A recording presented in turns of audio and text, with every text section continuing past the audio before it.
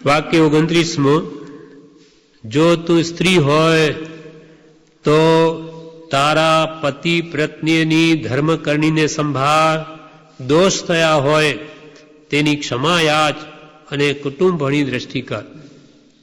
જો તું સ્ત્રી હોય, પૂર્વકરના ઉદય સ્ત્રી પર્યાય મળ્યો હોય તો તારા પતિ પ્રત્યેની ધર્મકરણીને સંભાળ, દોષ થયા હોય તેની ક્ષમા યાચ અને કુટુંબની દ્રષ્ટિ કર. લગ્ન કરવાનો હેતુ મર્યાદા ધર્મ સાચવવાનો છે. મર્યાદા ધર્મ સાચવવા માટે વ્યવહારમાં આ લગ્નની યોજના છે કે જેથી બંનેની વૃત્તિ સીમિત રહે એકમાં, અને એકમાં એની વૃત્તિ ભટકે તો એક પત્ની વ્રત કે એક પતિ વ્રતમાં એ બેની વૃત્તિ સ્થિર રહે મર્યાદામાં. એના માટે આ લગ્નનો હેતુ જ્ઞાનીઓ ઉપદેશ્ય છે, ગ્રસ્ત ધર્મ. અને આ વાક્યમાં સ્ત્રીને પતિ પ્રત્યેની ધર્મકરણી સંભાળવાનું કહ્યું, કારણ કે પતિ પત્નીમાં મોહનું પ્રાધાન્ય પણ હોય છે બહુ.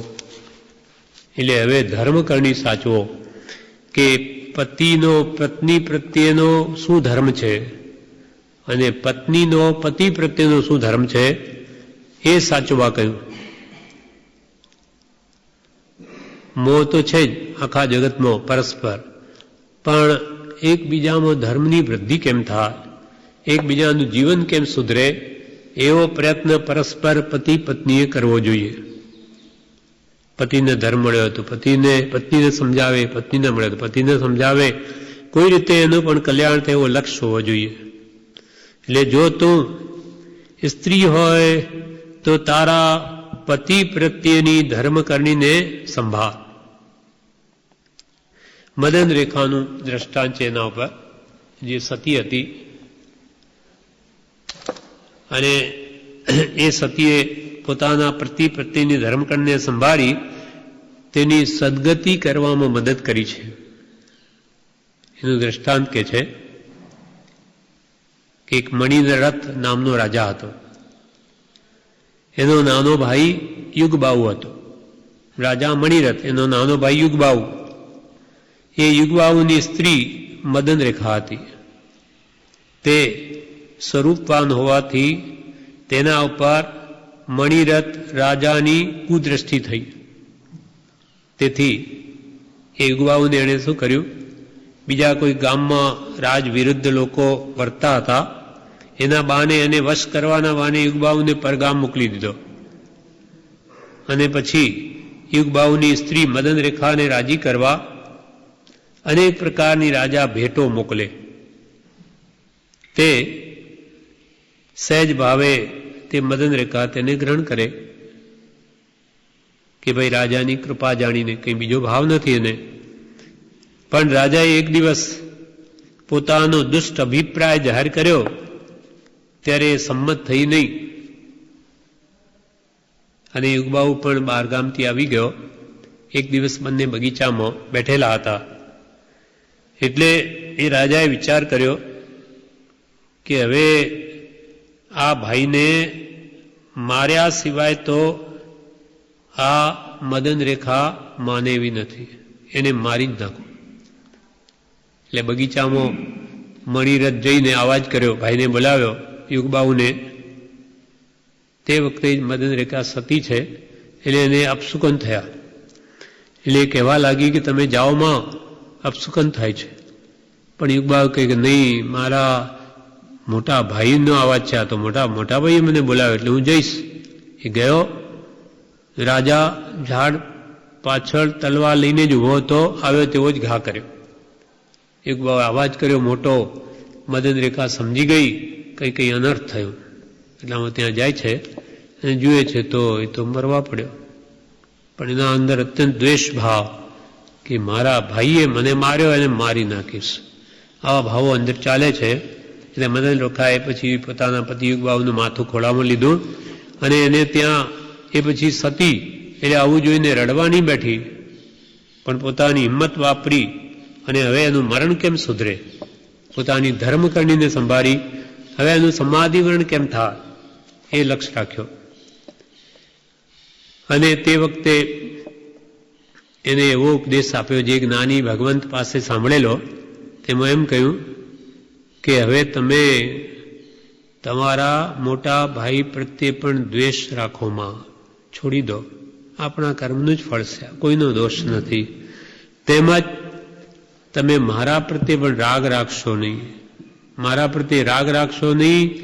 તમારા ભાઈ જેને તમને આ માર્યા છે તેમના પ્રત્યે પણ દ્વેષ કરશો નહીં, પણ સમભાવમાં રહો. અને સમતા ભાવે આ દેહ તો બધાનો જવાનો છે એટલે સમભાવ રાખો. એમ કરીને એટલું બળ આપી અને અંતમાં સમાધિ મરણ કરાવી દીધું.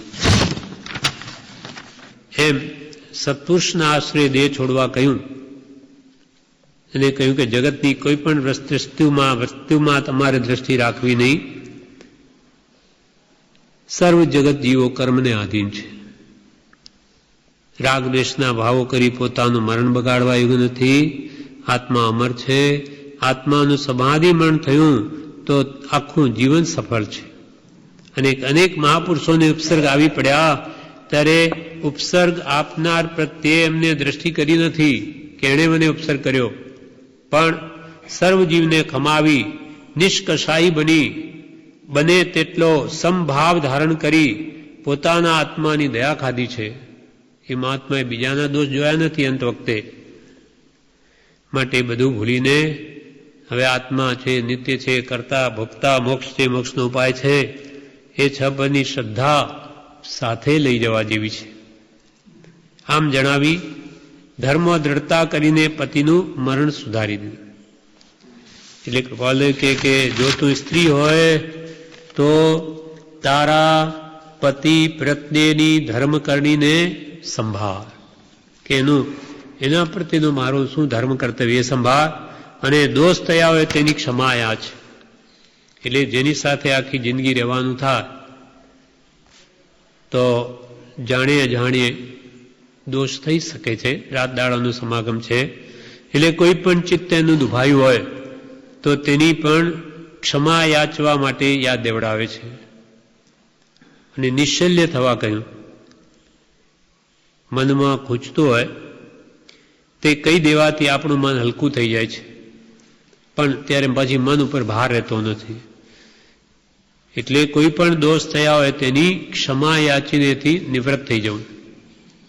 અને પછી કહ્યું કે કુટુંબની દ્રષ્ટિકાર એટલે પોતાના આધારે જીવતા બાળકો હોય કે નોકરો હોય તે બધા પ્રત્યેની ફરજ સંભાળી જવા કહ્યું. એટલે બાળકોમાં ઉત્તમ સંસ્કાર પાડવા એ માની ફરજ છે. માતા જો ઉત્તમ સંસ્કાર નહીં પાડે તો એ બાળક ક્યાંથી મેળવશે. માટે કૃપાલ કે તું કુટુંબની પણ દ્રષ્ટિકાર એની જવાબદારી તારી છે. એટલે બાળકોમાં પણ ઉત્તમ સંસ્કાર પડે, સેવકો પણ શાંતિપૂર્વક રહે, ગજા ઉપર એમનાથી કામ ન લેવું. એમ જો તું સ્ત્રી હોય તો તારા પતિ પ્રત્યેની ધર્મકરણીને સંભાળ. દોષો થયા હોય તેની ક્ષમાયાચ અને કુટુંબની દ્રષ્ટિ કર. હવે 30મું વાક્ય. જો તું કવિ હોય. આ 30મું વાક્ય આપણે આવતીકાલે લઈશું. એટલે આજે જો તું બાળક હોય તો વિદ્યા ભણી અને વિદ્યા ભણીને આજ્ઞા ભણી દ્રષ્ટિ કર. જો તું યુવાન હોય તો ઉદ્યમ અને બ્રહ્મચર્ય ભણી દ્રષ્ટિ કર. અને જો તું વૃદ્ધ હોય તો મોત ભણી દ્રષ્ટિ કરી આજના દિવસમાં પ્રવેશ કર. અને જો તું સ્ત્રી હોય તો તારા પતિ પ્રત્યેની ધર્મકરણીને સંભાળ. દોષ થયા હોય તેની ક્ષમા યાચ અને કુટુંબ ભણી દ્રષ્ટિ કર. આ પ્રમાણે આપણે 29 વાક્યો વાંચ્યા. બાકીના આગળના આવતીકાલે લઈશું.